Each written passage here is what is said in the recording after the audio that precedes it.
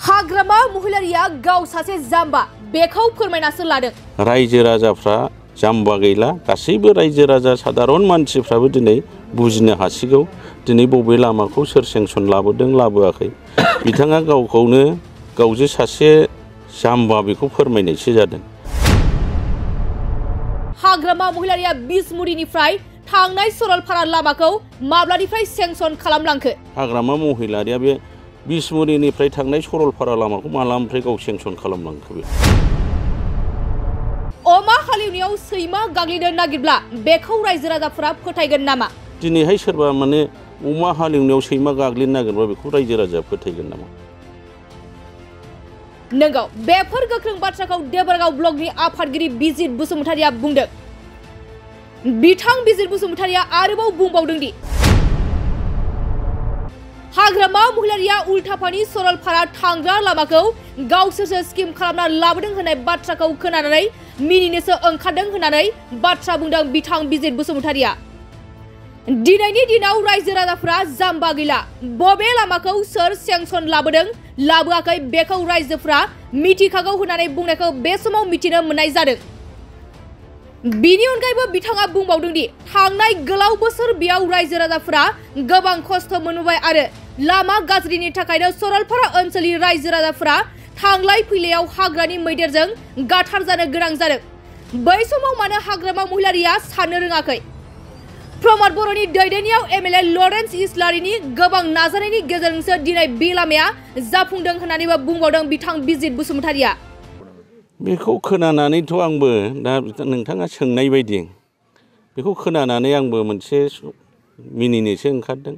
आरो दिनैनि दिनाव रायजो राजाफ्रा जाम्बा गैला, गासैबो रायजो राजा साधारन मानसिफ्राबो दिनै बुजिनो हासिगौ दिनै बबे लामाखौ सोर सेंसन लाबोदों लाबोआखै। बिथाङा गावखौनो गावजे सासे जाम्बा बेखौ फोरमायनायसो जादों। दिनै बे बिसमुरिनिफ्राय थांनाय सरलपारा लामाया जाहैबाय मोनसे बियो सेन्ट्रेल फान्ड, बियो एफडिआर PMGESY बेयो अलरेडि टेन्डार जाखांबाय। खामानियाबो बावैसो समनि उनावनो आराम्भ जासिगोन। नै मैया सानसे जादों, दाखालिसो बे माखासे मडेलखौ सोलायनो थाखाय बिथांमोना जायफोर मावग्रा बिसोरो 6टा जायगायाव बिसोरो लामानिफ्राय मोनसे माबा जावखाङै टेस्ट खालामनो लांदों। दिनैहाय बबेनिफ्राय हाग्रामा महिलारिया बे बिसमुरिनिफ्राय थांनाय सरलपारा लामाखौ मालानिफ्राय गाव सेंसन खालामलांखो? बेलाय थांनाय बेसेबांबा बोसोर रायजो राजाफ्रा बेसेबां खस्थ' मोनबाय। बे लामा गाज्रिनि थाखायनो दिनै सरलपारा एरियानि मानसिफ्रा थांनाय फैनायाव दिनै मैदेरजों गाथार जानो गोनां जादों। बै समफ्राव मानो बेखौ सिन्था खालामबोआखै? दिनैहाय सोरबा माने अमा हालेवनायाव सैमा गाग्लिनो नागिरबा बेखौ रायजो राजाया फोथायगोन नामा?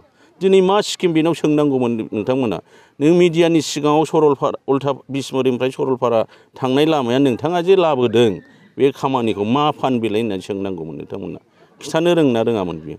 दिनै बियो एफडिआरनि PMGESY बे स्किमखौ बे मिथिगौ ना मिथिया? बे सेन्ट्रेल फान्डनि सोर कन्ट्रेक्टरा खामानि मावगोन बेखौ मिथिना मिथिया माब्लाबा सों बियो हाग्रामा महिलारिनो। दिनै जोंनि प्रमद बर' सारनि दैदेननायाव गोबां नाजानायनि गेजेरजों जोंनि एमएलए लरेन्स इस्लारि सारनि नाजानायाव दिनैहाय बे लामाया जाफुंदों।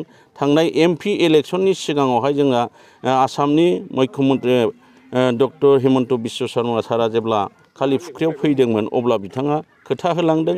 बिथाङा बे खामानिखौ जेरैबाबो मावफुंनाय जागोन होननानै दिनै माखासे पेकेजनि गेजेरजों बे फान्डनि गेजेरजों बे लामाखौ मावफुंनो थाखाय अलरेडि रेडि जाबाय। कयेक दिननि उनावनो नोंथांमोनहा बे खामानिखौ मावफुंनायखौ नुसिगोन।